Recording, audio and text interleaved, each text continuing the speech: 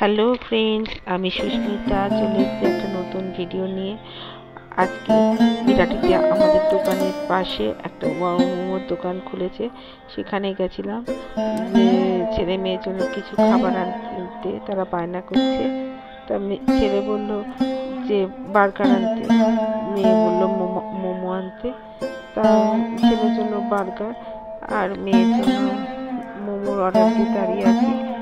তারপরে কিছুক্ষণ পরেই মোমো আর বার্গার দিল, নিয়ে আমি চলে আসলাম বাড়িতে। এ দেখো, তা বার্গার ছেলে পছন্দ করেছে, মেয়ে মোমো, কিন্তু মেয়ের বার্গারটা পছন্দ হয়েছে। তা ছেলে মেয়ে দুজনেই ভাগ করে খেলো।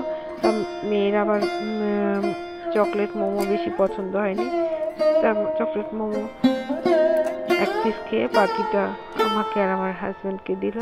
ছেলে তো আবার মোমো খায় না। তা আমার চ্যানেলটা যদি ভালো লাগে তাহলে আমার চ্যানেলটাকে সাবস্ক্রাইব করো, লাইক শেয়ার কমেন্ট করো।